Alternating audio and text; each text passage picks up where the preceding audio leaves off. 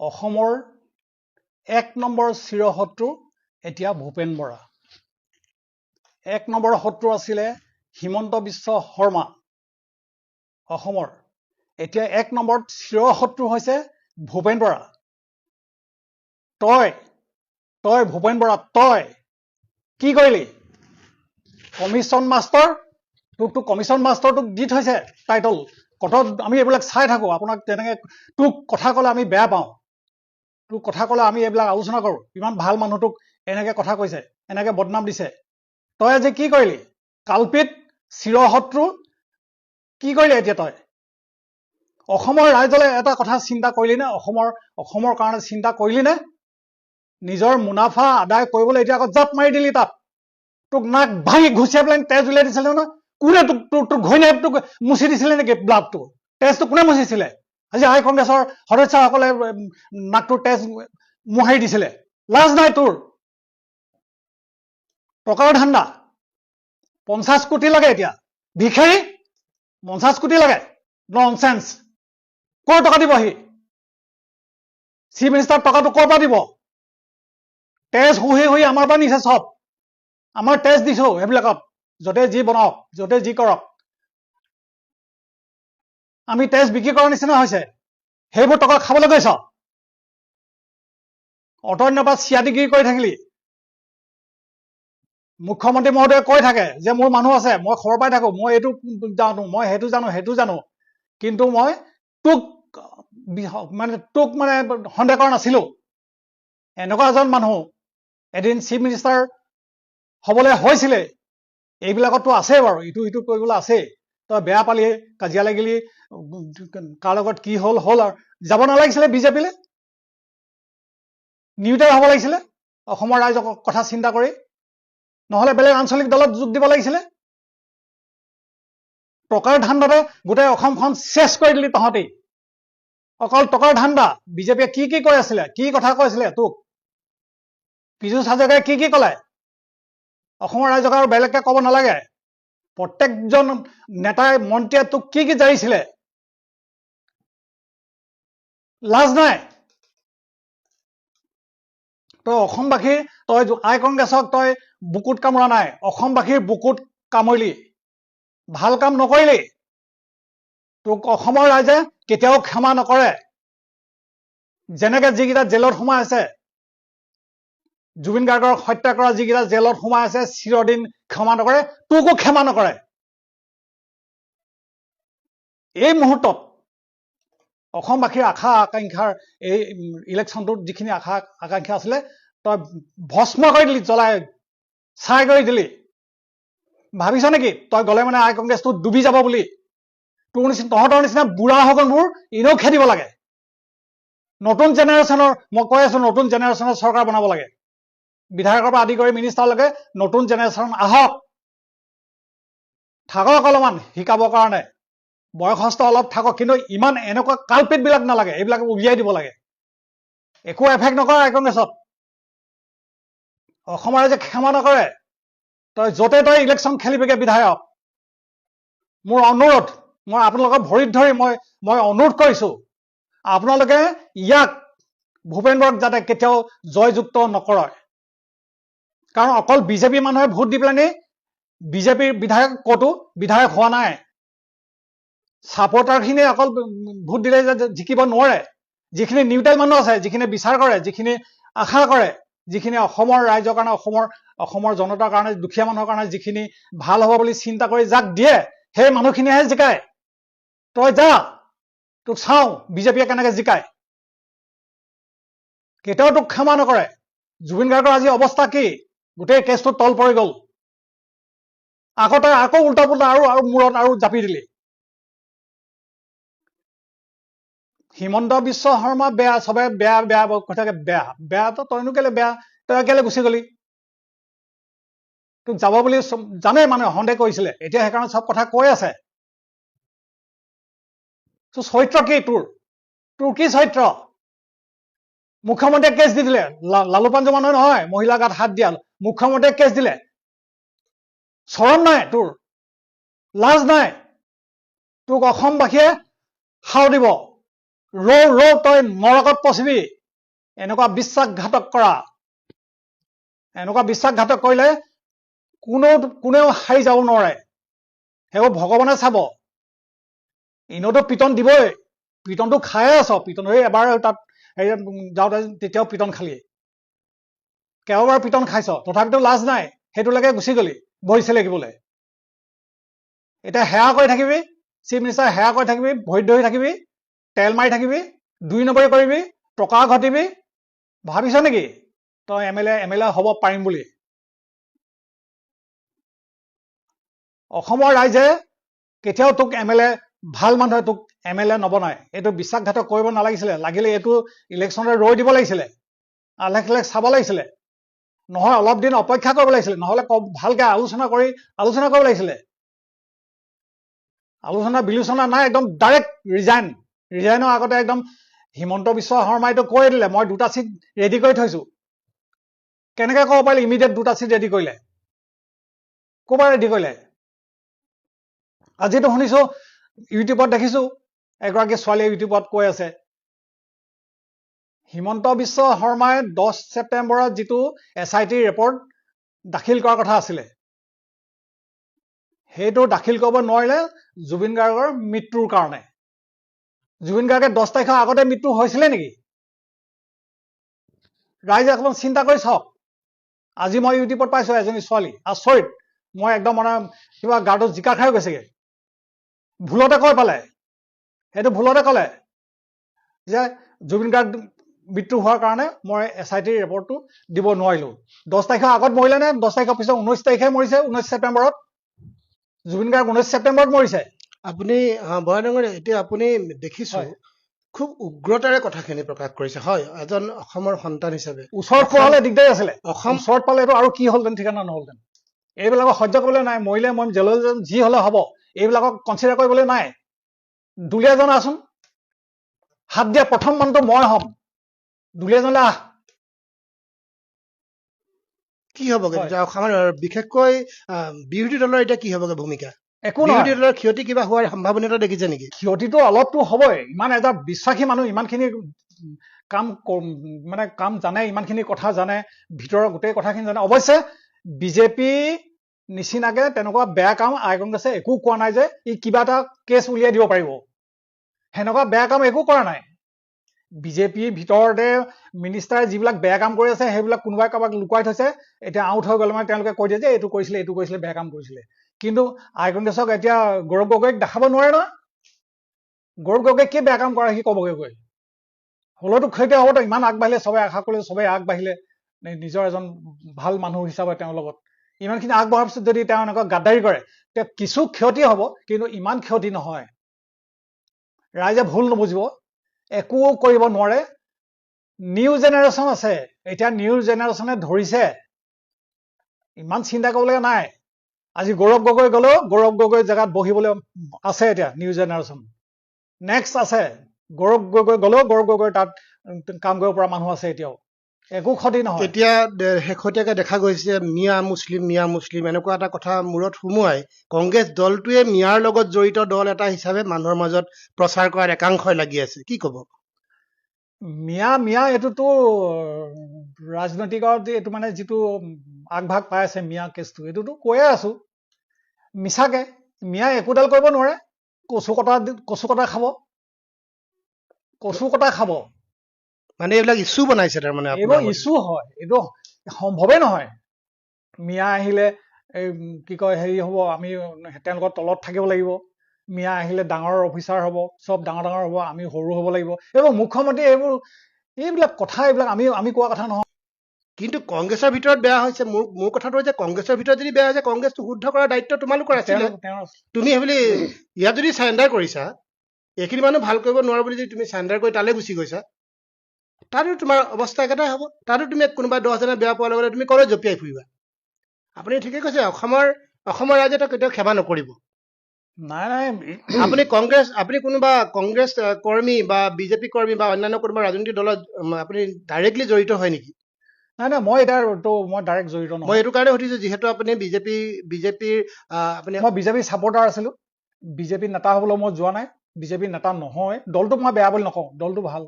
দলটো বেয়া মানে তাত ভাল মানুহ বহুত আছে, গোটেইখিনি বেয়া মানুহ বুলি মই ক'ব নোৱাৰো। আপোনাক আমাৰ বিশেষভাৱে প্ৰশ্নটো যে ভূপেন বৰাৰ যিটো স্থিতি, ভূপেন বৰাৰ স্থিতিক লৈ পেলাই তাৰমানে আপুনি কোনো কণ্ডিশ্যনত আপুনি মানি ল'ব পৰা নাই। আপুনি কেইটামান শব্দ ব্যৱহাৰ কৰিছে, মই দেখিবলৈ পাইছো, আপুনি তই বুলি ব্যৱহাৰ কৰিছে।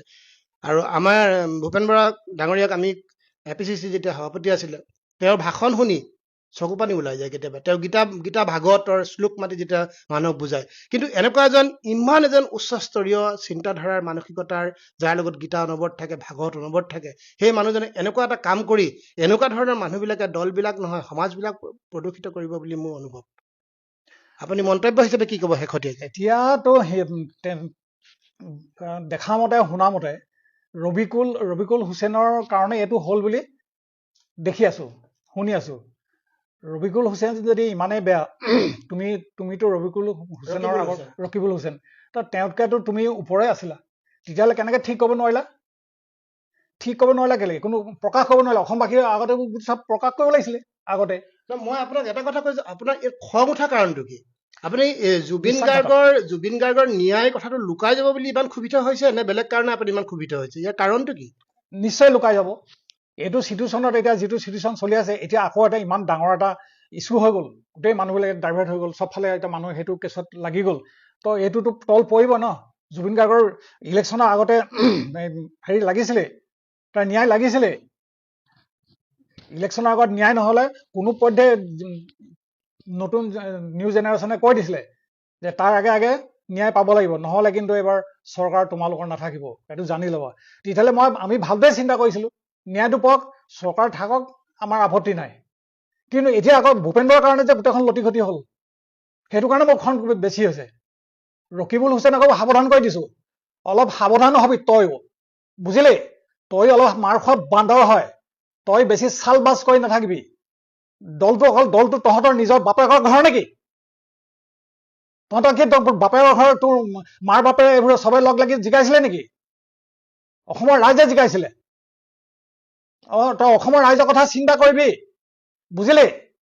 2 নম্বৰ কৰি নাথাকিবি, উজনিলৈ আহিব লাগিলে বিপদ হ'ব তহঁতৰ, সাৱধান কৰি দিছো।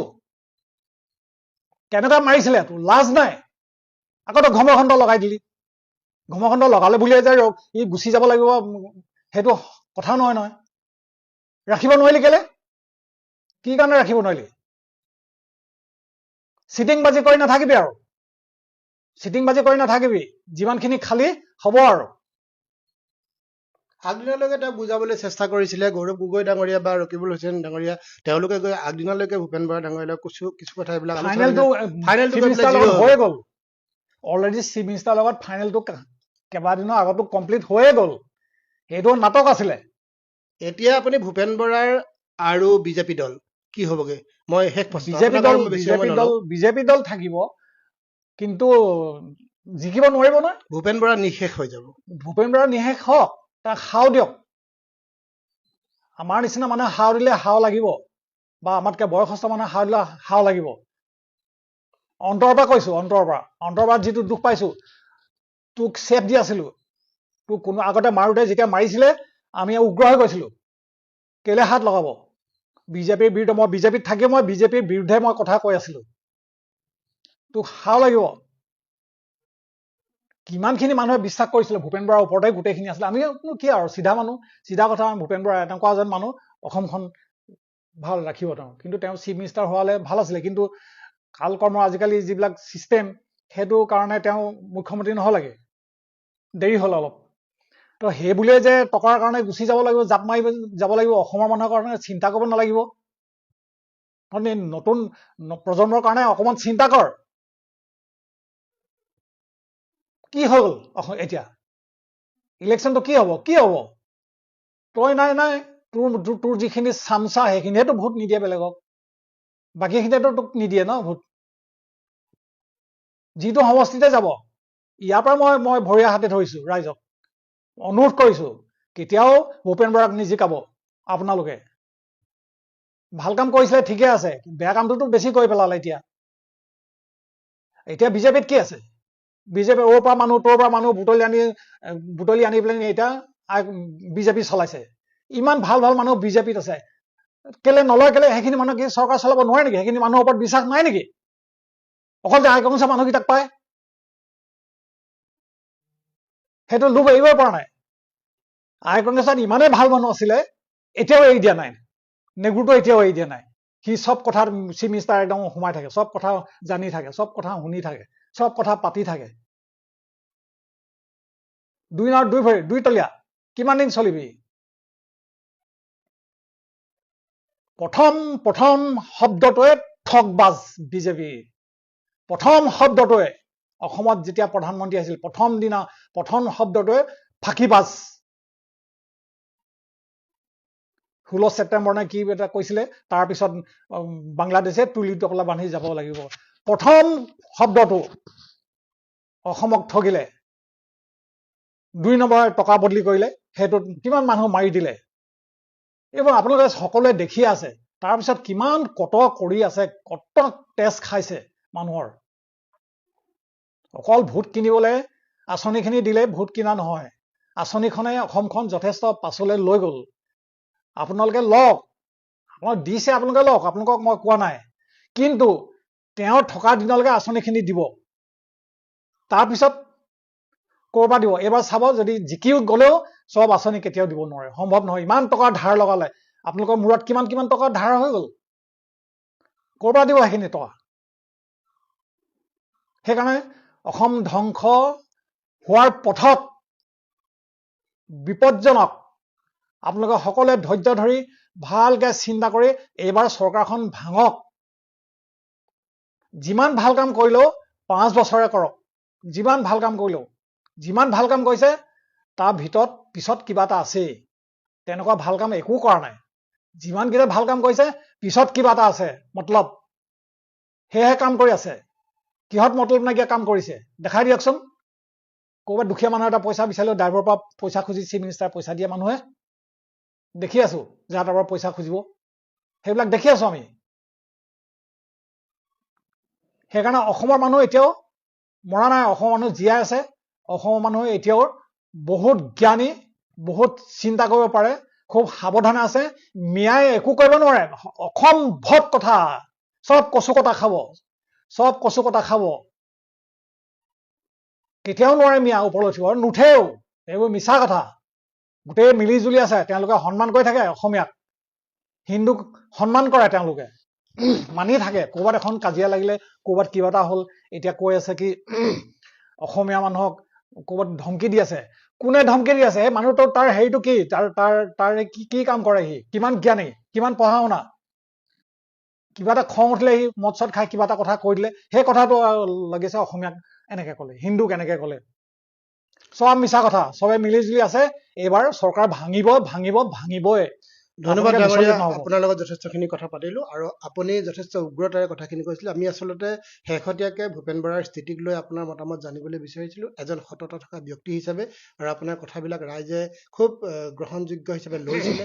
আপোনাৰ বিগত দিনত যিকেইটা ভিডিঅ' দিলো, সেই ভিডিঅ' কেইটাক ৰাইজে আঁকোৱালি লৈছিলে। আৰু তাৰ কাৰণে আপোনাৰ মতামত বিচাৰি মোক কেইবাজনেও ক'লে যে এই বিষয়টোক লৈ তেওঁৰ লগত কথা দুআষাৰ পাতিবলৈ, আৰু মই সেইকাৰণে আপোনাৰ বাসগৃহতে উপস্থিত হলো। আৰু আপুনি যিখিনি মতামত দিলে, এই মতামতখিনিৰ সিদ্ধান্ত ৰাইজে বিচাৰ কৰিব। ঠিক আছে, আমি তেওঁক আদৰণি জনাইছো, কিন্তু সাংঘাতিকভাৱে হাৰিব। সাংঘাতিকভাৱে ভূপেন বৰা বিজেপিৰ পৰা যদি বিহপুৰীয়া সমষ্টিত প্ৰাৰ্থী হয়, মই আজিৰ তাৰিখত আপোনালোকক কৈ দিলোঁ, তেখেতৰ চিকিউৰিটি ফৰফিটেড হ'ব। কিন্তু বিজেপিটো শক্তিশালী স্থিতিত আছে। বিজেপি বুলি নহয় যে ইয়াত বিজেপিৰ কথাটো নাই, যে আপোনালোকে সুধিছে যে ভূপেন বৰাৰ স্থিতিটো কি হ'ব, ভূপেন বৰাৰ সমৰ্থন কি আছে। যে যিটো সমষ্টিত তেওঁ জনসমৰ্থন হেৰুৱাই পেলাই বেলেগ এটা সমষ্টি তেওঁ পচন্দ কৰি লৈছিলে, বিহপুৰীয়া সমষ্টি কংগ্ৰেছ দলটোক তেওঁ পিতৃহাৰা মাতৃহাৰা কৰি এটা বেলেগ সমষ্টিত সংগঠন কৰিলেগৈ। সেই সংগঠন কৰা সমষ্টিটো তেওঁ পৰিত্যাগ কৰি এতিয়া বেলেগ এটা স্থিতি গ্ৰহণ কৰিছে। গতিকে তেখেতৰ স্থিতি সবল বুলিতো আমি নাভাবোঁ। আৰু ব্যক্তিগতভাৱে নহয়, কিন্তু বিজেপি দলততো তেওঁ শক্তিশালী হ'ব। তেওঁ বিজেপি দলৰ পৰাই খেলক বা য'ৰ পৰাই খেলক, যদি বিজেপি দলৰ পৰা বিহপুৰীয়া সমষ্টিত তেওঁ প্ৰাৰ্থিত্ব আগবঢ়ায়, মই আপোনাক ক'লোঁ তেওঁৰ চিকিউৰিটি ফৰফিটেড হ'ব। তেওঁ জনসমৰ্থন নাই বিহপুৰীয়া সমষ্টিত, আৰু জনসমৰ্থন তেওঁ নিজেই হেৰুৱাইছে। গতিকে ভূপেন বৰা ব্যক্তিগতভাৱে মোৰ লগত তেনেকুৱা শত্ৰুতা, তেনেকুৱা কথা নাই।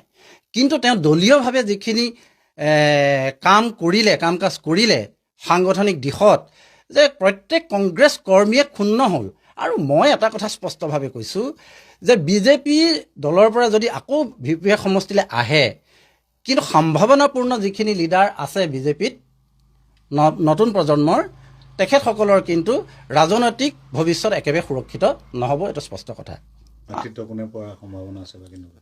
আমাৰ চাওক, আমাৰ ভাৰতীয় জাতীয় কংগ্ৰেছটো হৈছে এটা সংস্কাৰী দল আৰু বহুত নীতি আদৰ্শৰ মতে কাম কাজবিলাক পৰিচালনা কৰি আহে।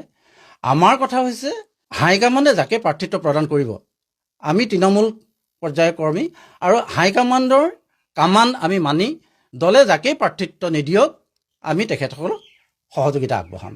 ভূপেন বৰাৰ প্ৰভাৱটো কিয় নাই বুলি ভাবে আচলতে বিজেপিয়ে? ভূপেন বৰাৰ প্ৰভাৱটো এটা কথা মই আপোনালোকক কৈছোঁ যে পলিটিকেল লিডাৰ আৰু পাব্লিক লিডাৰ পাৰ্থক্য আছে। ভূপেন বৰা ডাঙৰীয়া যেতিয়া 2006 চনত নিৰ্বাচন খেলিবলৈ আহিছিলে, আমি কৰি থোৱা সাংগঠনিক ভেটিত তেওঁ জয়যুক্ত হৈছিলে। তাৰপিছত পৰ্যায়ক্ৰমে তেওঁ 11টো আমাৰ ভাৰতীয় জাতীয় কংগ্ৰেছ দলৰ বেনাৰত তেওঁ জয়যুক্ত হৈছিলে। সেইটো হৈছে এটা দলীয় স্বীকৃতি। কিন্তু পৰৱৰ্তী সময়বিলাকত তেওঁৰ নেতৃত্বত কিন্তু VPF সমষ্টিত তেওঁ লিডাৰ হ'ব নোৱাৰিলে। গতিকে আজিৰ তাৰিখতো তেওঁ প্ৰদেশ কংগ্ৰেছৰ সভাপতিৰ দায়িত্বও পাইছিলে। সেইটো পলিটিকেল লিডাৰ, কিন্তু তেওঁ পাব্লিক লিডাৰ নহয়। নেতা এনেকুৱা হ'ব লাগে যাৰ চুম্বকীয় গুণ থাকে। এজন নেতাৰ ওচৰলৈ গ'লে চুম্বকৰ দৰে আকৰ্ষণ কৰিব পৰা ক্ষমতাটো থাকিব লাগে। কিন্তু ক্ৰমাগতভাৱে সময় সাপেক্ষে আমি দেখিলোঁ যে ভূপেন বৰাৰ সেই যিটো দক্ষতা সেইটো কিন্তু হ্ৰাস হৈছে আৰু ম্লান পৰিছে। গতিকে সেইকাৰণে আমি দৃঢ়তাৰে কৈছোঁ যে VPF সমষ্টিত যদি তেখেতে ভাৰতীয় জনতা পাৰ্টিৰ পৰা প্ৰাৰ্থিত্ব আগবঢ়ায়, আমাৰ কংগ্ৰেছ দলৰ কাৰণে কোনো প্ৰত্যাহ্বান নহয়। সেই প্ৰত্যাহ্বান আমি অনায়াসে দূৰ কৰিব পাৰিম আৰু আমি ভাৰতীয় জাতীয় কংগ্ৰেছ দলৰ আমাৰ প্ৰাৰ্থীজনক আমি জয়যুক্ত কৰোৱাত বৰঞ্চ সহায়হে হ'ব। এই প্ৰাক্তন কংগ্ৰেছী কেইটাৰ মগজুৰ বিকৃতি হৈছে নেকি? প্ৰাক্তন কংগ্ৰেছী কেইগৰাকীয়ে নিজকে সাংঘাতিক বিজেপি দেখুৱাবলৈ গৈ কিয় তেওঁলোকে ৰাজহুৱাভাৱে যি টি মন্তব্য দিবলৈ আৰম্ভ কৰিছে? এওঁলোকক চিকিৎসাৰ প্ৰয়োজন হৈছে, মানসিক চিকিৎসা। এওঁলোকৰ মানসিক চিকিৎসা নকৰিলে এদিনতে বলিয়াৰ দৰে ৰাস্তাই ৰাস্তাই ঘূৰিব। এই দিগন্ত কলিতা মগজুত মাল আছে নে নাই প্ৰথমতে এইটো সুধিছো। কিয় কৈছো আপোনালোকে চাব। প্ৰথমতে চাওক, এইজন দক্ষিণ কোৰিয়াৰ বিখ্যাত পপষ্টাৰ অৰা, আৰু এই অৰাই শিৱৰাত্ৰিৰ আগদিনাখন শিৱৰ স্তোত্ৰম পৰিৱেশন কৰি সামাজিক মাধ্যমত আপলোড কৰাৰ পিছত বিশ্ব পৰ্যায়ত সমাদৃত হৈছে শিৱ তাণ্ডৱ, শিৱ নৃত্য। আৰু এই অৰা কোন? সনাতনী, হিন্দু, কোন তেওঁ? অৰা এজন দক্ষিণ কোৰিয়াৰ পপষ্টাৰ। তেওঁৰ ধৰ্ম কি, তেওঁৰ জাতি কি আমি কবলৈ নাযাওঁ। কিন্তু অৰাৰ দৰে এগৰাকী লোকে যেতিয়া ভাৰতীয় ঐতিহ্য পৰম্পৰা বা ভাৰতীয় সনাতনীৰ যিটো চিন্তা চেতনাক বিশ্ব পৰ্যায়লৈ নিবলৈ চেষ্টা কৰিছে, সেই সময়ত দিগন্ত কলিতাৰ দৰে ঠাট্টাচ বিধায়ক এগৰাকীৰ মুখত এই মন্তব্য শোভা পায়নে? কাৰণ দিগন্ত কলিতাই কি কৈছে? প্ৰিয়ংকা গান্ধীয়ে হেনো কামাখ্যা মন্দিৰলৈ যাব নালাগে, কামাখ্যাৰ পীঠ দৰ্শন কৰিব নালাগে, তেওঁলোক সনাতনী নহয়, প্ৰিয়ংকাৰ দেউতাকো সনাতনী নহয়, মানে গৌৰৱ গগৈয়ে যাব নালাগে।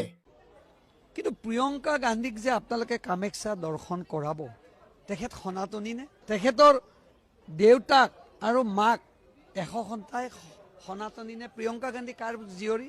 মই এটাই অনুৰোধ কৰিছোঁ, আপোনালোকে লৈ যাওক, দৰ্শন পীঠত লৈ নাযাব। পাপ আপোনালোকৰ লাগিব, আমাৰ নালাগে।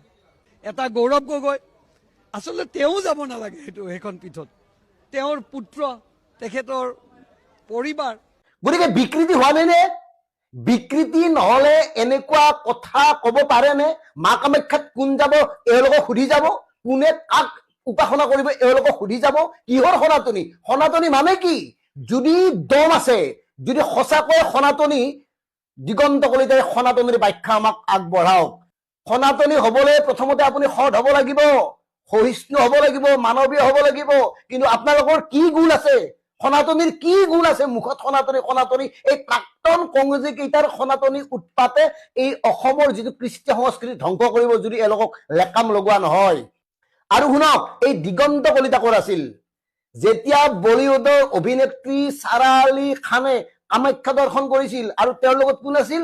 আইমী বৰুৱা, মন্ত্ৰী পীযুষ হাজৰিকাৰ পত্নী আইমী বৰুৱাই সাৰা আলী খানৰ চাতুৰ দৰে থাকি উমানন্দৰ পৰা কামাখ্যালৈ সকলোবোৰ দৰ্শন কৰি লৈ ফুৰাইছিল তেতিয়া ক'ত গৈছিল এওঁলোকৰ সনাতন গতিকে এওঁলোকক কামাখ্যাক লৈ ৰাজনীতি কৰাৰ অধিকাৰ কোনে দিছে যি মন যায় কৰি থকা নাই তোমালোকৰ ঘৰত কিন্তু সামাজিকভাৱে এই কথাবোৰ কিয় আৰু মন কৰক কামাখ্যাত কেৱল এওঁলোকে আহে নেকি বিদেশী পৰ্যটক নাহে বিদেশী পৰ্যটক সনাতন হয় নে নহয় কোনোবাই আইডেণ্টিটি চাই নেকি তাতে তেওঁলোকে কি ধৰ্মৰ মানুহ সেইবিলাক চাবলৈ কোনোবা আইডেণ্টিটি চোৱা মানুহ তাত আছে নেকি ৰাখি থৈছে নেকি আপোনালোকে গেৰুৱা বাহিনীয়ে অতদিন এওঁলোকে কংগ্ৰেছত থাকি লুটি পুতি খেলে আৰু বিজেপিত থাকি সনাতনী সংস্কৃতিৰ ঠিকা ল'বলৈ আহিছ তহঁতে সনাতনী সভ্যতা সনাতনী চিন্তাৰ সনাতনী চেতনাৰ ঠিকা তহঁতক দিয়া নাই এই কথাটো জানি ল বুজি ল মই বিজেপিৰ জ্যেষ্ঠসকলক কৈছো এওঁলোকে অতি বিজেপি হ'বলৈ গৈ যি ধৰণে সামাজিকভাৱে যি টি মন্তব্য দিবলৈ আৰম্ভ কৰিছে ইয়াৰ পৰা কিন্তু অকল আপোনালোকৰে নহয় জাতিটোৰ ক্ষতি হ'ব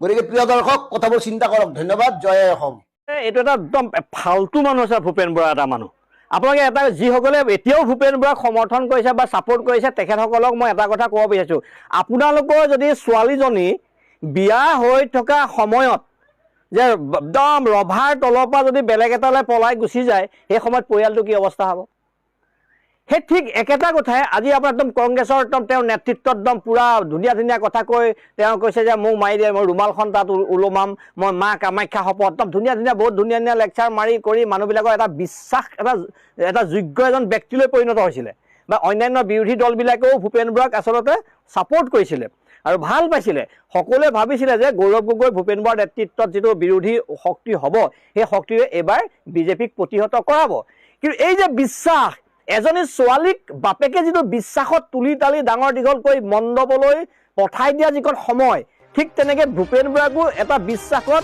একদম তুলি তালি সজাই পৰাই তাইক নি একদম এটা পৰ্যায়ত আমাৰ মূৰামূৰি সময়ত ছোৱালীজনী পলাই যোৱা লেখীয়াকৈ ভূপেন বৰা পলাই গ'ল আৰু ইমান এটা টকাৰ কাৰণে আচলতে মানুহে আচলতে এজনী আচলতে পতিতেও পেটৰ তাৰণাত কেতিয়াবা শৰীৰ বিক্ৰী কৰে কি পতিতা জনিতকৈও ভূপেন বৰা এনেকুৱা এজন মানে নিকৃষ্ট যিজন মানুহে টকাৰ কাৰণে অকল লাহ বিলাহৰ কাৰণে কোনোবাই পেটৰ ভোকৰ কাৰণে পতিতাজনীয়ে শৰীৰ বিক্ৰী কৰিছে কিন্তু ভূপেন বৰাই অকল লাহ বিলাহৰ কাৰণে তেখেতে অকল টকাৰ বাবে আজি 50 কোটি টকাৰ কথাটো ওলাইছে এইটো কথা আমি নাজানো বাৰু কিন্তু এই যে টকা লাহ বিলাহ কাৰণে ৰাতিটোৰ ভিতৰতে যে তেখেতে নিজৰ আদৰ্শ চেঞ্জ কৰিলে এনেকুৱা ধৰণৰ ফটুৱা মানুহবিলাকৰ কাৰণেই আজি নতুন প্ৰজন্মই ৰাজনীতিৰ প্ৰতি ঘৃণা আহিছে প্ৰায়বিলাক আজি ভাবকচোন আপুনি আগদিনাখন লাগি থাকে দপদপাই থাকিব প্ৰত্যেকটো মানুহে গালি পাৰি থাকিব হিমন্ত বিশ্ব শৰ্মাক গালি পাৰি থাকিব বিজেপিক গালি পাৰি থাকিব বিজেপি যিটো তেওঁলোকৰ যিবোৰ নীতি আদৰ্শ আৰু পিছৰ ৰাতিটোৰ ভিতৰতে তেওঁ এনেকৈ কি কেপচুল বা কি অধ্যয়ন কৰিলে এই ৰাতিটোৰ ভিতৰত কি পঢ়িলে আচলতে ৰাতিপুৱা তেওঁ আদৰ্শ চেঞ্জ হৈ তাত গুচি যায় প্ৰজন্মটো ৰাজনীতিৰ প্ৰতি ঘৃণা আহি গৈছে সেই তেনেকুৱা ধৰণৰ ভূপেন বৰাক আচলতে তেওঁ বিজেপি কৰে কি কৰে আগতে কৰি থাকক কিন্তু এই যে আদৰ্শ সাল সলনি অকল ভূপেন বৰা এটা উদাহৰণে এই দলবিলাকে এই সংগঠনবিলাকেও কিছুমান বহুত দল সংগঠন আগদিনাখনলৈকে গালি পাৰি আন্দোলন কৰি থাকিব ৰাস্তাত মুৰ্দাবাদ কৰি থাকিব ৰাতি মন্ত্ৰী বিধায়কৰ লগত মুখ্যমন্ত্ৰীৰ লগত টেবুলত বহি দুকাপ চাহ খোৱাৰ পিছতে তেওঁ আগদিনা গুণ গাবলৈ আৰম্ভ কৰি দিয়ে এই এনেকুৱা ধৰণৰ দল সংগঠন এনেকুৱা ধৰণৰ ৰাজনৈতিক দলবিলাক এই নেতাবিলাকৰ কাৰণে আজি নতুন প্ৰজন্মৰ ৰাজনীতিৰ প্ৰতি ঘৃণা আহিছে আৰু এনে এটা পৰিৱেশত আচলতে আমি আচলতে নিজে ভাবি থাকি কি কৰিম আচলতে নাই এইটো এটা হৈছে সেই ভূপেন বৰা ডাঙৰীয়া আচলতে এই বিজেপি দলত যোগদান কৰাৰ সেইটো এটা আছিলে এটা পাৰ্ট এই যে মীৰা বৰঠাকুৰ ওচৰত যে যিটো অশ্লীল ইংগিত এইবোৰ এটা পাৰ্ট এইবোৰ তেখেতসকলে সেইবোৰ উপস্থাপন কৰিছে কেতিয়া কি কৰিব লাগে তেখেতসকলে ফিটিং কৰিছে আপুনি দেখিছে নহয় আজিকালি কি হৈছে মানে তেওঁলোকে ফিটিং কৰি পেলাই তাকে আকৌ পিছত মানে হেৰি আছে তেওঁলোকৰ এটা এইটো আমি ক'ব নাযাওঁ এতিয়া বিজেপি লিডাৰ যেতিয়া যিহেতু আৰু বিজেপিলৈ গ'লে আপুনি দেখিছে নাই হেৰি বহুত লাংঠা হৈ ভিডিঅ' কল কৰা মানুহ এতিয়া লিডাৰ বাজপেয়ীভৱনত 7টা বজাৰ পৰা মানুহ সোমাব নোৱাৰে একদম হেৰি দিবলগীয়া হৈছিলে এইবাৰ বিজেপি দলটো আচলতে কি ক'ম মানে শংকৰপ্ৰসাদ ৰায়ৰ কথা কি কয় আপোনাৰ এই ছাত্ৰ সন্থাত যে আছিলে কি আছিলে নামটো শুনিছে আগদিনাখনলৈ কি হৈছে পিছত কি হৈ গ'ল এইবোৰ আচলতে মানে আৰু নৰেন্দ্ৰ মোদী ডাঙৰীয়াও আপোনালোকে এপষ্টিন ফাইলৰ নামবিলাক আহিছে লাহে লাহে আৰু সেইবিলাক এতিয়া আমি যদি নৰেন্দ্ৰ মোদী ঠাইত যদি আজি ৰাহুল গান্ধী হ'লহেঁতেন বা গৌৰৱ গগৈ হ'লহেঁতেন এতিয়া পূৰা আমাৰ মিডিয়াই পূৰা বজাই থাকিলেহেঁতেন প্ৰায়বিলাক মিডিয়াই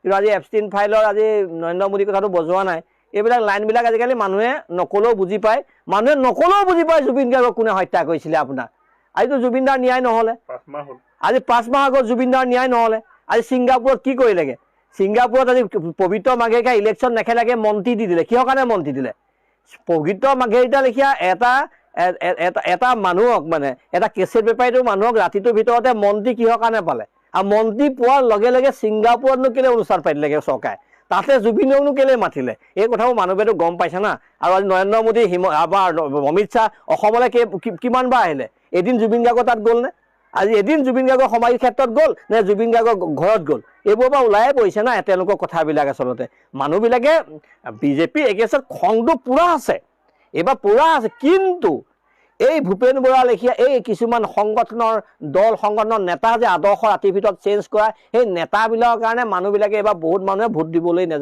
নেযাব মানে কাকনো ভোট দিম কাকনো বিশ্বাস কৰিম আমি ভোট দিয়া মানুহটো যে কাইলৈ আকৌ বিজেপিতে জইন কৰি দিয়ে বিন্যাস লোৱাটো প্ৰশ্নই উঠিব নোৱাৰে কিন্তু মই আচলতে আলেখ চাই আছো এই ৰাজনৈতিক যে এই যে মানে এই যে যিটো আমাৰ দেৰগাঁও সমষ্টিৰ কথা কৈছোঁ দেৰগাঁও সমষ্টিত আপুনি চাওকচোন ৰাতিৰ ভিতৰতে 20,000 টকা দিলে সমাজকৰ্মী যিটো টকা যিটো দি সমাজকৰ্মী হোৱা যি প্ৰতিযোগিতা কাম কৰাৰ পৰিৱৰ্তে মানে সমাজকৰ্মী এটা এৰিয়াৰ ভিতৰত এটা এলেকাৰ ভিতৰত যে টকা দি মই সমাজকৰ্মী মই গামোচা পিন্ধা মই বঁটা লোৱা মানুহ নিজে ফিটিং কৰি দিয়া 20,000 দিম আমুক এই বঁটাটো দিবা এই নিউজ এই বস্তুবিলাকক চাই আছোঁ আচলতে আমাৰ যিটো এলায়েন্সৰ কথা চলি আছে এলায়েন্সত হ'লে হয়তো এলায়েন্সত হয়তো কাইলৈ যদি মোক দলে যদি কাইলৈ টিকেট দিয়ে মই কাইলৈ ইলেকশ্যন খেলিম আৰু আমিতোতো আৰু ভূপেন বৰা ডাঙৰীয়া লেখীয়া নহয় যে অখিল গগৈ টিকেট নিদিব পাৰে বুলি মই বেলেগ এটা দলত যোগদান কৰিম আমি এটা নিৰ্দিষ্ট আদৰ্শত অখিল গগৈ নেতৃত্বত গঠন হোৱা ৰাইজৰ দলটো ৰাইজৰ দলৰ যিখন কৰ্মসূচী সেই কৰ্মসূচীখন আমি পঢ়িছোঁ অধ্যয়ন কৰিছোঁ অধ্যয়ন কৰাৰ পিছত সেই কৰ্মসূচী বুজাৰ পিছত আমি আদৰ্শ চেঞ্জ কৰাৰ কথা নাই আমি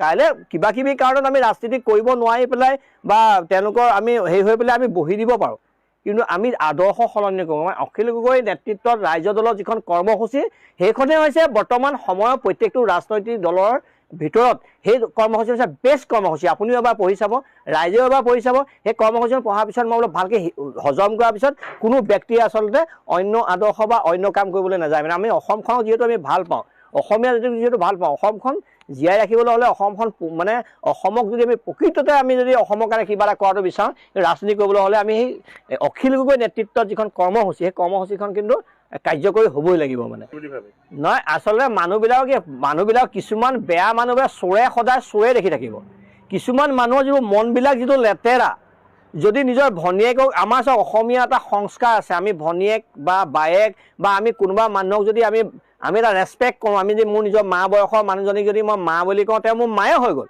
তেওঁৰ প্ৰতি আমাৰ বেয়া ভাৱ নাথাকে কিন্তু যিবোৰ হিমন্তহঁতৰ যিবোৰ বিজেপি বা যিবোৰ আৰ্টিষ্টহঁতৰ তেওঁলোকৰ সংস্কৃতিটো এনেকুৱা এই ইংলিছ চিনেমা লিখা তেওঁলোকৰ হৈছে নিজৰ তেখেতসকলে এচাম মানুহ আছে নিজেই যিকোনো সিহঁতৰ তেওঁলোকৰ মানে সম্পৰ্ক নাই সকলোৰে লগতে ৰিলেশ্যন কৰা মানুহবিলাকে আচলতে বেলেগকো তেনেকুৱা বুলিয়ে ভাবে মানুহে এটা আন্তৰিকতাৰে কোনোবা এজন মানে দুখত কেতিয়াবা হেৰি হৈ থাকিলে মানুহৰ এটা হেৰি হৈ যায় হিমন্ত বিশ্ব গৰমাই ধৰে আমি কৈছোঁ জানো হিমন্ত বিশ্ব যে ছোৱালীবিলাকক যে এনেকৈ গৰমাই ধৰে হাতটো যে এনেকৈ হেৰি কৰি থাকে নৰেন্দ্ৰ মোদীয়েও যে আপুনি কিবা কিবি কৰে আমি বেয়াকৈ কৈছোঁ জানো কাৰণ আমিতো জানো যে হিমন্ত বিশ্ব শৰ্মা ডাঙৰীয়া যেতিয়া হেৰিয়াত যায় মাইকী মানুহবোৰক যেতিয়া তেখেতে আপোনাৰ 50,000 20,000 কিবা কিবি এইবোৰ দি থাকে হিতাধিকাৰী মাইকী মানুহবোৰে তেখেতক ভাল পাই পেলাই তেখেতক ধৰি লওক বহু মাইকী মানুহে তেখেতক হাতখন স্পৰ্শ কৰে চেলফি এটা মাৰে আমি কিন্তু বেয়া ভাৱত কৈছোঁ নেকি আমি কেলৈ নাই কোৱা কাৰণ আমি জানো যে হিমন্তক বেয়া ভাৱত তেখেতসকলে নাই ভবা বা হিমন্তও তেওঁলোকৰ বেয়া ভাৱ নহয় কিন্তু তেওঁলোকে যিবিলাকে ভাবে অখিল গগৈ ডাঙৰীয়াৰ কথা যিবিলাকে ভাবে তেওঁলোকৰ মনবিলাক আচলতে ভাল হওক তেখেতসকলেও যিবিলাক আমিনো দেখিলেই আৰু আপোনালোকে মানৱ ডেকা কাহিনীবিলাক আগতে আপোনালোকে নিজে দেখিছে বাজপেয়ী ভ্ৰমণত কি হ'ল আপোনালোকে নিজে দেখিছে প্ৰায়বিলাক আপুনি নেতাই আপোনালোকে দেখে এপষ্টিন ফাইলৰ কাহিনীবিলাকতো লাহে লাহে ওলাবলৈ গৈয়ে আছে এই তেখেতসকলে ভাবি থাকে কি অন্য মানুহবোৰেই চাগে একেটা টাইপে বুলি ভাবি পেলাই তেখেতসকলক আচলতে একেটা দৃষ্টিৰে চোৱাটো আছে চোৱা যিটো দৃষ্টিটোৰ ওপৰত নিৰ্ভৰ কৰি আচলতে অখিল গগৈক তেখেতসকলে সেইটো দৃষ্টিত চাইছে আমি হিমন্ত বিশ্বক সেইটো দৃষ্টিত নাই চোৱা আমি তেখেতসকলে দৃষ্টিটো যিহেতু বেয়া তেখেতসকলৰ যে মনবিলাক বেয়া তেখেতে চব বেয়াই দেখিব আপোনাৰ এজন মানুহ কাৰাগাৰৰ পৰা ওলাই অহাৰ পিছত এজন মানুহক সোধা গৈছিলে যে আপুনি কি দেখিছে তেতিয়া কৈছে গোটেইখন বোকা চাৰিওফালে বোকা বোলে একদম ভাল নহয় আৰু বেলেগ এজন মানুহ কাৰাগাৰৰ পৰা ওলাই আহিলে তেওঁক সুধিলে যে তুমি কি দেখিছা যে ইমান ধুনীয়া আকাশ ইমান ধুনীয়া পৃথিৱীখন মানে তেওঁ ভাল দেখিলে এজনে বেয়া দেখিলে সেইকাৰণে মানুহৰ চোৱাৰ হেৰিটোৰ ওপৰত নিৰ্ভৰ কৰে আচলতে বিজেপি আৰ্টিষ্টেলৰ মানুহবিলাকে আচলতে সেইটো দৃষ্টিভংগীয়ে চোৱাৰ কাৰণে তেখেতসকলে ইংলিছ চিনেমা বেছি চাই পেলাই তেখেতসকলে সেইটো টাইপৰ মানুহ কাৰণে তেখেতসকলে সেই তেনেকৈ ভাবে আৰু আমাৰ মানুহবিলাকে আচলতে হিমন্ত বিশ্বক এটা ভাল চকুৰে চাই কাৰণে তেখেতক আজিলৈকে আমি কোৱা নাই যে তেখেতৰ চৰিত্ৰটো বেয়া বুলি গমাই ধৰাৰ পিছতো জুবিনৰ হত্যাকাৰীৰ এখন হাত আৰু এটা ভৰি কাটি কাটি নিমখ লগাব লাগে তেওঁলোকক এটা জীয়াই এটা এটা চাইড কাটি কাটি নিমখ লগালে সিহঁতক মাৰিব লাগে সিহঁতৰ হাত এটা কাটি নিমখ লগাব লাগে ৰাতি এটা হাত কাটি নিমখ লগাব লাগে দেহৰ জেগাই জেগাই কাটি কাটি নিমখ সোমাই তেওঁলোকক শাস্তি দি মাৰিব লাগে জুবিন হত্যাকাৰীৰ এটা এটা ভৰি আৰু এখন এখন হাত কাটি কাটি নেমু লগাব লাগে সহজে সিহঁতক শাস্তি পাব নালাগে মোৰ এটা ভৰি এটা হাত কাটি দিব লাগে নিমখ হৈ দিব লাগে যাতে সিহঁতে ভালকে কষ্ট পায় হয় জুবিন গাৰ্গ আঁতৰি যোৱা 5 মাহ হ'ল জুবিন গাৰ্গৰ লগত ছিংগাপুৰত কি হ'ল আমি চোন আজিও গমকে নাপালো আমি মাথো জুবিন গাৰ্গৰ ন্যায় বিচাৰিলো তাৰ মাজতে একাংশ অনুৰাগীৰ অভিযোগ প্ৰতিশ্ৰুতি আশ্বাস বহুত দিলে কিন্তু সকলো চোন ফুটুকাৰ ফেন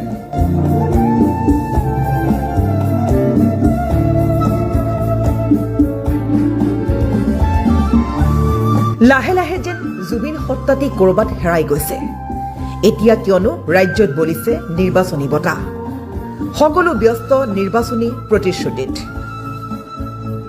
কিন্তু জুবিন গাৰ্গক মনত ৰাখিছে কোনে মনত ৰাখিছে মাথো একাংশ প্ৰকৃত অনুৰাগীয়ে জুবিন গাৰ্গে শেষ স্থান হিচাপে জিৰণি লোৱা সোণাপুৰৰ সেই জুবিন ক্ষেত্ৰ চোন এতিয়া লেতেৰা ধূলিময় কদৰ্যময় পৰিৱেশলৈ পৰিণত হৈছে সময় বাগৰিছে দিন বাগৰিছে সকলোৱে যেন জুবিন গাৰ্গক পাহৰিবলৈ চেষ্টা কৰা হৈছে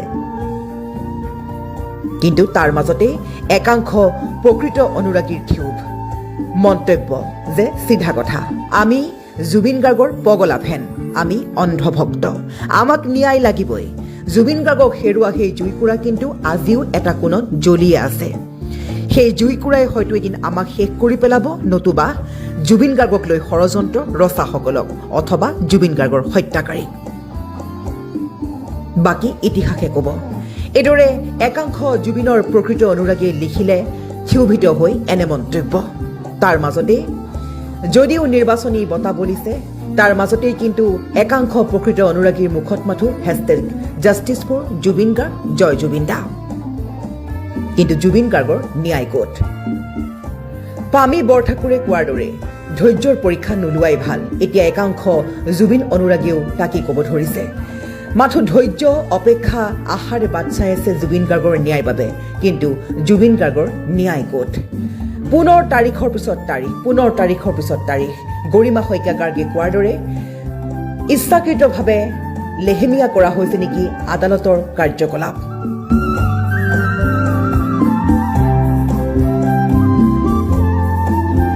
এতিয়াই মাথো একাংশৰ এটাই প্ৰশ্ন জুবিন গাৰ্গৰ ন্যায় ক'ত একাংশ অনুৰাগী তাৰ মাজতেই দাবী যে জুবিন গাৰ্গৰ হত্যাকাৰীক নিৰ্বাচনৰ আগতেই দিব লাগে মৃত্যুদণ্ড এয়াই মাথো আশা অনুৰাগীৰ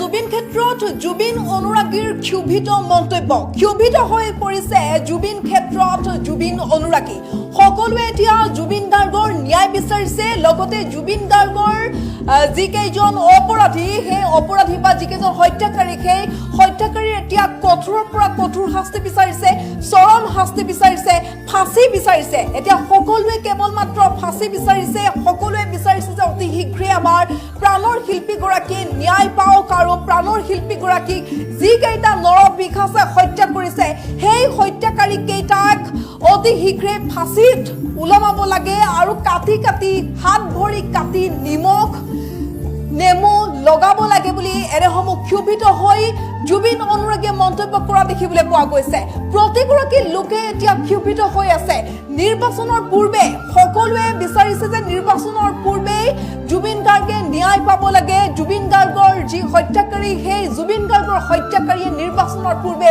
কঠোৰৰ পৰা কঠোৰ শাস্তি পাব লাগে আৰু এনেদৰে দেখিবলৈ পোৱা গৈছে এতিয়া অনুৰাগীসকল ক্ষোভিত হৈ পৰিছে ক্ষোভিত অনুৰাগীয়ে জুবিন ক্ষেত্ৰত উপস্থিত হৈ এনেদৰে ক্ষোভ উজৰা দেখিবলৈ পোৱা গৈছে আজি সিদ্ধাৰ্থ শ্যাম কানু মহন্ত আৰু শেখৰ আজি তেওঁলোকৰ মানে প্ৰতিশোধটো লৈ কিনে তেওঁলোকক কিয় জেলত ৰাখিছিলে যে আমাক চেণ্ট্ৰেল জেলত নাৰাখিব লখৰাত আমাক মাৰি পেলাব তহঁতে যদি মৰাৰ কাৰণে যদি ইমানে ভয় আছিলে জুবিনক কিয় মাৰিছিলি জুবিন আছিলে আমাৰ মাটিৰ লগত মিলি যায় আমাৰ ভগৱান 10টা জীৱন যদি জনম আহে না জুবিন গাৰ্গৰ নিচে কেতিয়াও নাপায় আমাক এটাই প্ৰশ্ন লাগে আমাক ন্যায় লাগে আমাক বাকী একো নালাগে আমাক ন্যায় লাগে আৰু আমাৰ এনচাৰটো কেতিয়া দিয়ে চৰকাৰে আমাক সেইটো লাগে আৰু ক্ষোভিত অনুৰাগীয়ে সামাজিক মাধ্যমতো দেখিবলৈ পোৱা গৈছে যে ক্ষোভ বুজাৰিছে সামাজিক মাধ্যমতো ক্ষোভ বুজাৰিছে ক্ষোভিত অনুৰাগীয়ে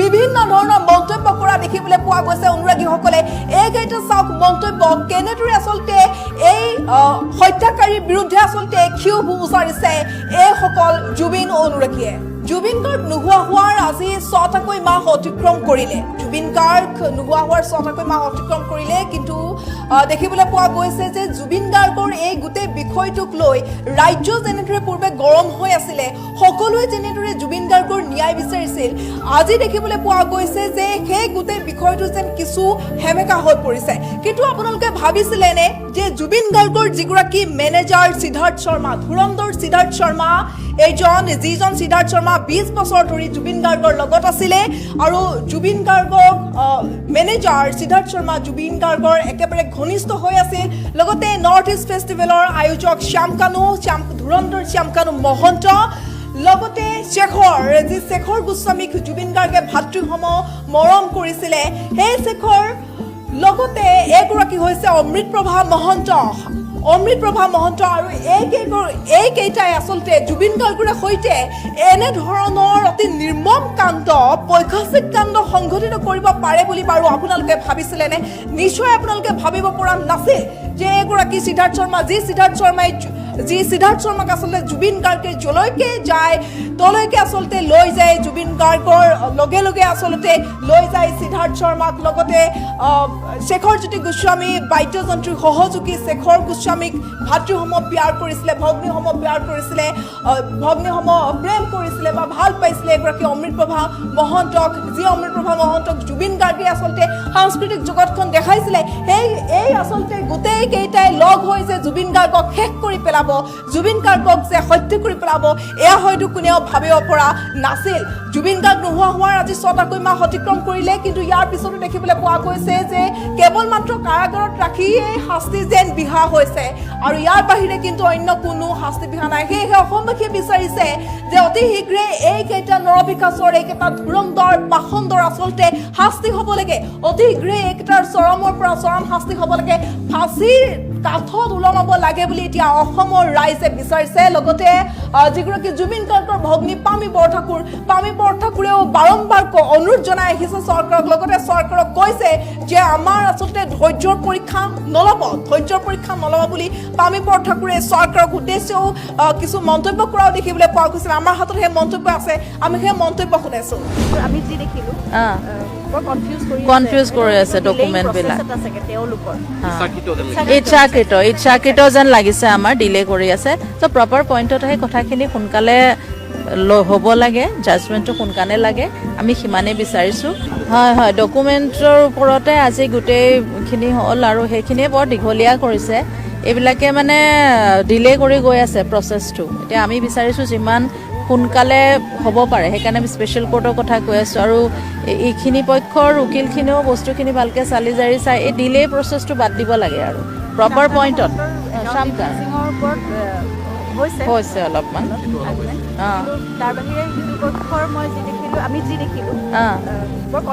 কনফিউজ কৰি আছে ডকুমেণ্টবিলাক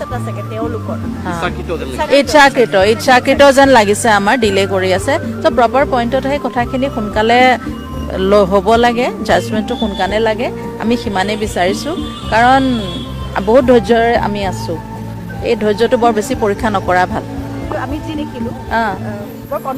কনফিউজ কৰি আছে ডকুমেণ্টবিলাক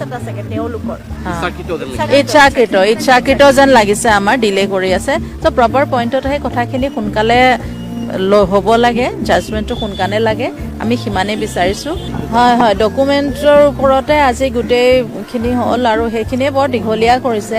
এইবিলাকে মানে ডিলে কৰি গৈ আছে প্ৰচেছটো। এতিয়া আমি বিচাৰিছোঁ যিমান সোনকালে হ'ব পাৰে, সেইকাৰণে আমি স্পেচিয়েল কোৰ্টৰ কথা কৈ আছোঁ। আৰু এইখিনি পক্ষৰ উকিলখিনিও বস্তুখিনি ভালকৈ চালি জাৰি চাই এই ডিলে প্ৰচেছটো বাদ দিব লাগে আৰু প্ৰপাৰ পইণ্টত হৈছে অলপমান।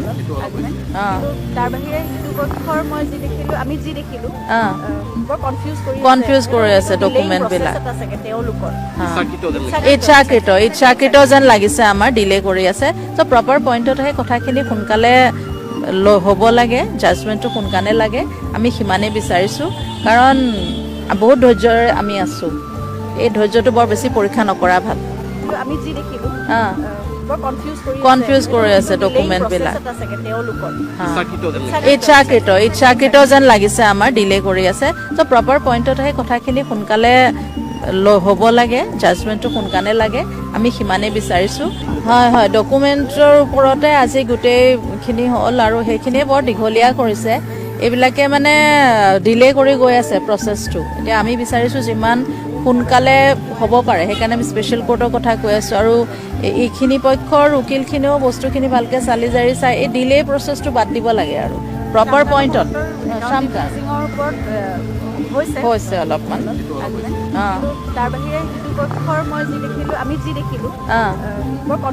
কনফিউজ কৰি আছে ডকুমেণ্টবিলাক।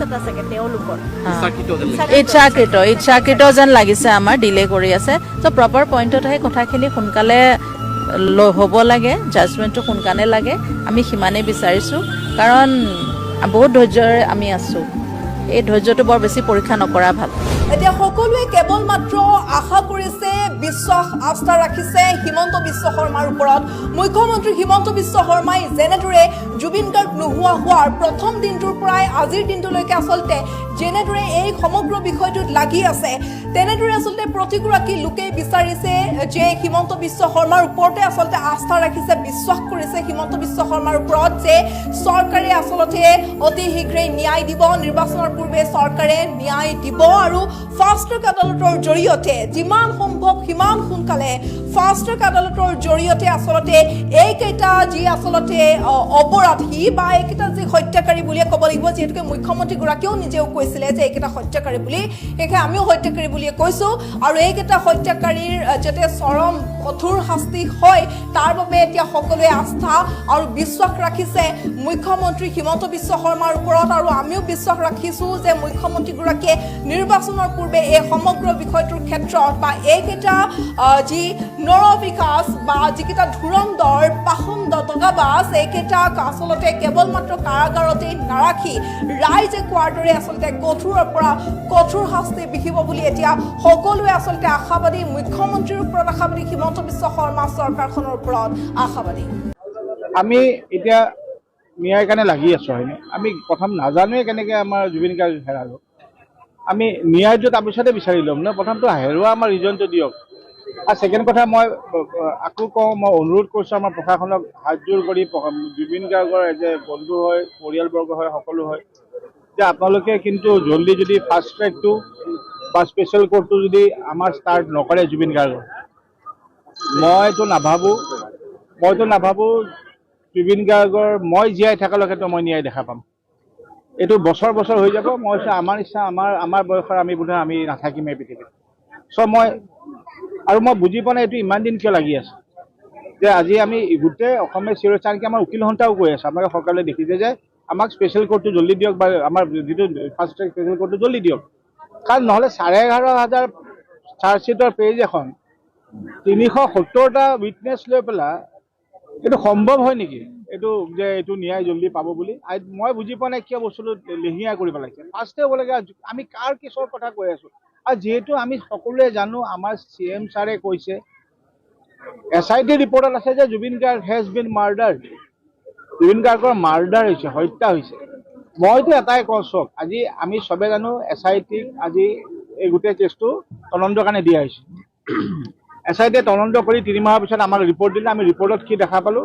জুবিন গাৰ্গৰ হত্যা হৈছে। তাতে 4গৰাকী ডাইৰেক্ট হত্যা কৰা দিছে, বাকী 3গৰাকী তেওঁলোকৰ লগত থকা কনস্পিৰেচিৰ লগত টিম দিছে।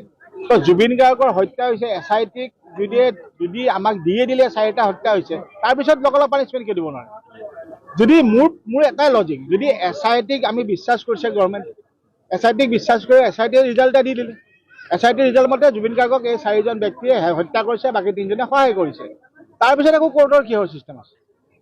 তাৰমানে SIT এইটোৰ ওপৰত বিশ্বাস নাই আমাৰ প্ৰশাসনৰ, বা আমাৰ কোৰ্টৰ লৰ বিশ্বাস নাই। যদি লৰ বিশ্বাসে নাই তেনেহ'লে SIT কেছটো কিয় দিছে? সেই 3 মাহ আমাৰ কিয় সময় নষ্ট কৰিছে? যদি SIT আমাৰ কি হ'ব লাগিছিল? SITয়ে তদন্ত কৰি আছে, 3 মাহ আমি মনে মনে আছো, ধৈৰ্য ধৰি আছো। SITয়ে চাৰ্জশ্বিট দিলে, জুবিন গাৰ্গৰ হত্যা হৈছে, 4গৰাকীয়ে মাৰিলে, 3গৰাকীয়ে সহায় কৰিলে। ফিনিছ, কেছ ইজ ফিনিছ, নাও গিভ দেম পানিছমেণ্ট। এতিয়া তাৰমানে কোৰ্টত আপোনালোকে কি প্ৰুফ কৰিব খুজিছে যে SIT দিয়া ৰিপৰ্টটো ভুল? তাৰমানে SIT দিয়া যদি ৰিপৰ্টটো ভুল, এইটো তাৰমানে গোটেইটো এইটো আমি আকৌ ক'ম যে সেইটোৱে ফেইলিয়াৰ, 100% ফেইলিয়াৰ। SITয়ে দিয়াৰ পিছত আকৌ কিহৰ কেছৰ কাৰণে আমি লাগি আছো, কিহৰ কাৰণে চিঞৰি আছো? এবাৰ যেতিয়া কৈ দিলে হত্যা হৈছে, জুবিনে 4গৰাকীয়ে হত্যা কৰিছে, সিহঁতক হত্যাৰ ধাৰাও লগাই দিলে দেখোন, বাকী 3টাকো লগাই দিছে। তাৰপিছত আৰু মইতো ভাবোঁ মোৰ মতে আৰু তাৰপিছত কেছ চেছৰ কথাই নাই। আৰু ছেকেণ্ড কথা, মই এটা ক'লো, এইটো নহ'লে তাৰমানে SITৰ ওপৰত আমি সন্দেহ কৰি আছো, লয়ে সন্দেহ কৰিছে নাই আমাৰ যে SIT ৰিপৰ্ট ভুল, নহ'লে কিয় তেওঁলোকে লাগি আছে? ছেকেণ্ড কথা মই আকৌ কৈ আছো, মই আগতেও চিঞৰিছো, এতিয়াও কৈছো, জুবিন গাৰ্গক হত্যা কৰাৰ কাৰণে অসমৰ প্ৰত্যেকটো মানুহে কৈছে আমাৰ ঘৰৰ সন্তান তাক ঢুকাইছে, প্ৰত্যেকজন মানুহে কান্দি আছে, প্ৰত্যেকজন মানুহৰ ঘৰত এতিয়াও এটা দুখ আছে। এতিয়া মই সেই মানুহখিনিক ৰাইজক কৈছো যে সেই আপোনালোকে বা প্ৰশাসনক মই নকওঁ এইটো কথাত মই ৰাইজক কৈছো যে আপোনালোকে কেনেকে এলাউ কৰিছে জুবিন গাৰ্গৰ হত্যাকাৰীক বচাবলৈ বাহিৰৰ পৰা অহা উকিলকেইজন অসমত টিপটপ ভাত খাই বহি আছে। সদায় তাৰমানে কথাবোৰ কি, আজি আমি 2-3জন বা গৰিমা শইকীয়া গায়কহে মাতিম, তাৰমানে আমি 3জন বা 4জনে মাতিব লাগিব। তাৰমানে এতিয়া তাৰমানে ক'ত গ'ল সেই হাজাৰ হাজাৰ আৱেগিক, হাজাৰ হাজাৰ এই ছ'চিয়েল মিডিয়াত জুবিন গাৰ্গৰ বন্ধু, সেইবোৰ ক'ত গ'ল? মোৰ এইটো প্ৰশ্ন মই আকৌ সুধিছো, কেনেকে আমাৰ জুবিন গাৰ্গক হত্যা কৰা গীতক বচাবলৈ কেনেকে বাহিৰৰ উকিলে আহি ইয়াত বহি জুবিন গাৰ্গৰ হত্যাকাৰী বেল বিচাৰি আছে? ইমিডিয়েট তেওঁলোকক কওক গো বেক। আমাৰ সংগঠনৰ লিডাৰবোৰ ক'ত গ'ল? খুব যে চিঞৰি আছিল জুবিন গাৰ্গৰ কাৰণে এই কৰিম, অমুক কৰিম, তমুক কৰিম। তেওঁলোকে প্ৰথম পাৱাৰ আছে, ওলাই পেলাই কিয় নকয় প্ৰত্যেকজন উকিল গো বেক? কাৰণ আমাৰ অসমৰ উকিলেতো আগতে কৈছে আমি কেতিয়াও জুবিন গাৰ্গৰ কেছ নলওঁ। তো মই এতিয়াও আকৌ কৈ আছো, অসম ৰাইজ, আমিতো সৰু সুৰাহে বন্ধুহে, আমাৰ পলিটিকেল লিডাৰবোৰ ক'ত গ'ল? আপোনালোকে এই বাহিৰৰ পৰা অহা উকিল কেইজনক কেনেকে এতিয়াও আপোনালোকে এলাউ কৰিছে যে আমাৰ জুবিন গাৰ্গক হত্যা কৰা কেইজনক আমি মুক্তি কৰোঁ বুলি? চ' মই ভাবোঁ সেইটো আমাৰ কাৰণে ধিক্কাৰ, কিন্তু আমি লাজ পাব লাগে, আমি অসমীয়া হয়। আমি ন্যায় বিচাৰি আছো, কিন্তু আমি আকৌ ন্যায় বিচাৰা মানুহ আনি পেলাই আমি ঘৰত বহাই থৈছো, আমাৰ অসমত বহি ভাত খাই আছে আমাৰ থালত। চ' এইচব দুখ লগা কথা। কিন্তু তেতিয়া ইমান বাহিৰত এনে চিঞৰে নহ'ব, কাম চাউথ এণ্ড অন দ্য মেইন পইণ্টখিনি মাতক। এতিয়া মই আৱেগিক, জুবিন গাৰ্গক আৱেগিক হৈ থাকি জুবিন গাৰ্গ ঘূৰি নাহে। আমাক এতিয়া আৱেগিক হ'ব নালাগে, আমি এতিয়া ষ্ট্ৰং হ'ব লাগিব, আমাক হত্যাকাৰীকেইটা শাস্তি লাগে, চিম্পল এণ্ড ষ্ট্ৰেইট। চ' মই আকৌ প্ৰশাসনক ৰিকুৱেষ্ট কৰোঁ, একদম হাতযোৰ কৰিছোঁ, আপোনালোকে প্লিজ ফাষ্ট ট্ৰেক বা স্পেচিয়েল কোৰ্টটো ইমিডিয়েট আৰম্ভ কৰক, নহ'লে এই জুবিন গাৰ্গৰ হত্যাকাৰী কোনো ধৰণে আমি গম নাপাম কি হৈছে কি নাই, আমি আজিলৈকে গম নাপাম জুবিন গাৰ্গৰ মৃত্যু কেনেকৈ হৈছে। চ' মই সেইটো আকৌ ৰিকুৱেষ্ট কৰোঁ, আৰু আকৌ অসমীয়া ৰাইজক কৈছোঁ, এনে ঘৰত বহি ফেচবুকত জাষ্টিছ ফৰ জুবিন লিখিলে একো জাষ্টিছ নাপায়, মই কৈ আছোঁ। কিন্তু ফাষ্ট ট্ৰেক লাগিব, স্পেচিয়েল কোৰ্ট লাগিব, আৰু জুবিন গাৰ্গক যিকেইজনে হত্যা কৰিছে, হত্যা কৰাকাৰীক বচাবলৈ যিকেইখন উকিল আহিছে ইমিডিয়েট খেদক অসমৰ পৰা। তেওঁলোক কেনেকৈ অসমত আহিবলৈ? বাছ মোৰ সেইটোৱে ৰিকুৱেষ্ট।